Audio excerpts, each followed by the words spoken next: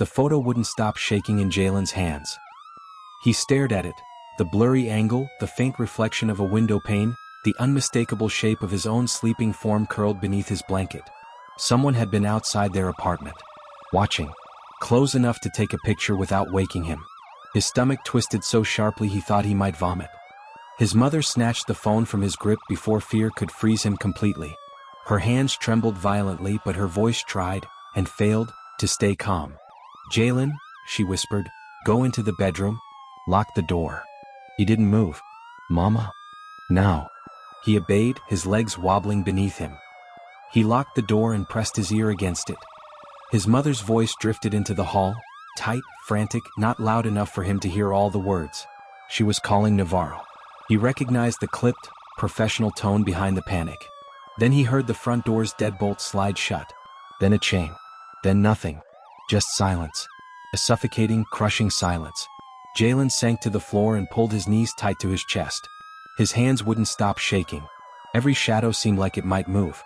Every creak of the building felt like footsteps coming closer. He read the text again inside his mind, the threat carving itself deeper. "Stop. Or next time it won't just be Marcus." Detective Navarro arrived 20 minutes later.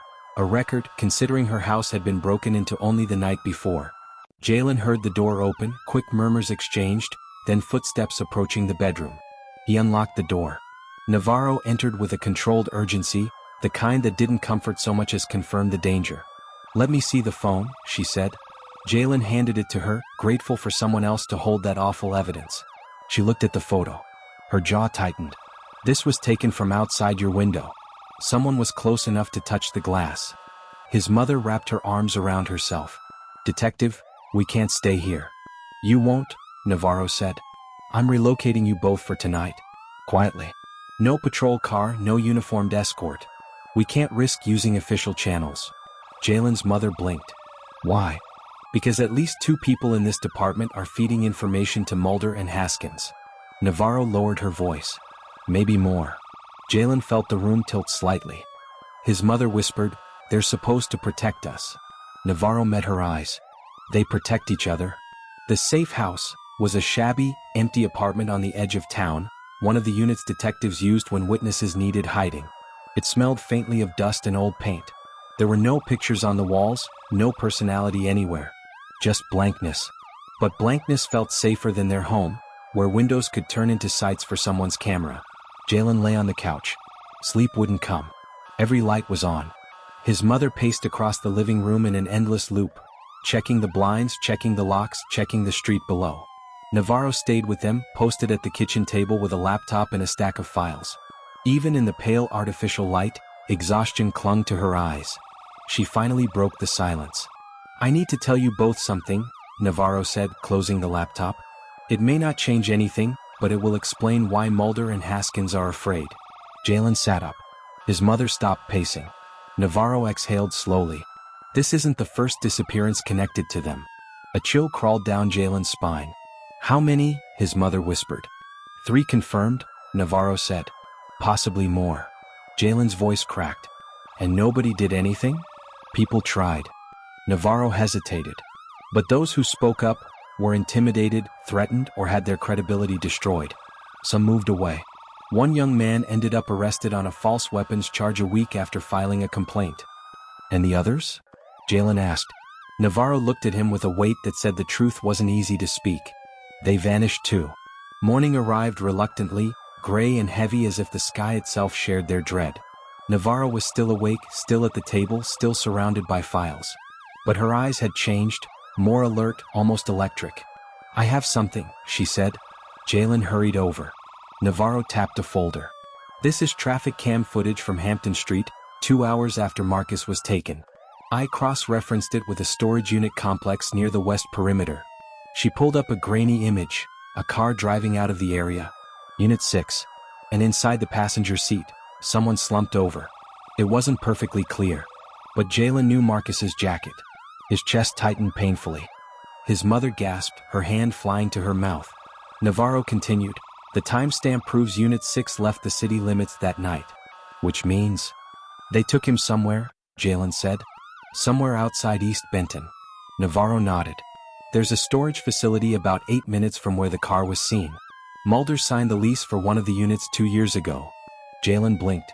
Under his own name? Yes, Navarro said. Bullies rarely plan for people to fight back. His mother gripped Navarro's arm. We need to go. Now. We will, Navarro replied, but we need to be smart. If they see us coming? Jalen interrupted, voice breaking. What if he's still alive? Navarro didn't answer for a long moment.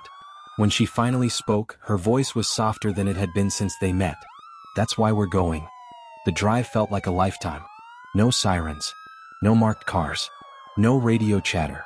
Navarro took her unmarked sedan, weaving through back streets, avoiding cameras, avoiding attention. Jalen sat in the back seat, knees bouncing. His mother's hand gripped him so tightly he almost lost feeling in his fingers. The storage facility looked ordinary enough. Rows of corrugated metal doors, each silent and identical. A thin layer of dust covered the ground. No footprints. No sign of life. Navarro parked behind a row of units, out of sight of the entrance. Stay behind me, she said, drawing her weapon. Jalen's pulse hammered. His mother clutched his sleeve. Unit number 141. Mulder's unit. Navarro approached it slowly. The air felt wrong, still, too still, as if even the wind held its breath. The lock wasn't broken. It was missing entirely. The latch dangled open. Navarro motioned for them to stay back. She lifted the door a few inches. The smell hit first. A hot, metallic stench. Jalen gagged. His mother covered her mouth, eyes watering. Navarro raised the door fully. Inside was a chair. Zip ties. Dried blood. A torn scrap of fabric, blue and white. Marcus's hoodie. But nobody. No Marcus. Just emptiness. A horrifying, echoing emptiness. Jalen stumbled forward before Navarro stopped him with an arm. He's not here, Navarro said. But he was. His mother collapsed to her knees, sobbing uncontrollably. Jalen's breath turned into a sharp, painful wheezing. His mind refused to process the scene. The blood. The chair. The implication. Navarro crouched beside him. Listen to me, Jalen. This is horrible, yes. But it means he wasn't killed here. Someone moved him. And if they moved him... She looked him straight in the eyes. He could still be alive. A sudden crackle from Navarro's radio made all three of them jump. A voice, harsh, mocking, came through the static. Well. Snooping again, Navarro? Mulder. Jalen froze in place. Navarro grabbed the radio, her voice icy. Mulder. Where is the boy? Laughter echoed through the speaker. A sound so smug and venomous Jalen's skin crawled. Looks like someone broke into my property, Mulder said, feigning outrage. That's a crime detective. Navarro's jaw flexed. Where? He. Oh, he's around. The smirk in Mulder's tone was unbearable. Why don't you ask your friends at headquarters? Oh wait, there aren't many left you can trust. Jalen's mother whispered. He knows we're here. Mulder continued. You should really check your gas tank before long trips, Navarro. People leave surprises nowadays. Navarro stiffened. She dropped the radio instantly. Out, she ordered. What? Jalen gasped. Out of the car. Now. They scrambled away as Navarro yanked open her sedan's door and peered beneath. A blinking red light. A device taped under the fuel tank. Bomb, Navarro said. Small one. Designed to ignite the tank. His mother let out a strangled scream. Jalen's legs felt like they dissolved into water. Navarro grabbed them both, pulling them behind the row of units just as the bomb detonated. The explosion roared through the air, heat blasting across the gravel. Flames shot from the underside of the sedan, shattering windows and engulfing the vehicle in seconds. Jalen lay pressed against the ground, ears ringing, chest heaving. Smoke filled the sky above them, thick and black. Navarro cursed under her breath. He knew exactly where we were, she said. Someone's feeding him everything. Jalen's mother whispered, shaking, We're going to die. No, Navarro said firmly, pulling them both up. You're not.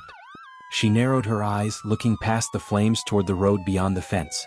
We're going to finish this.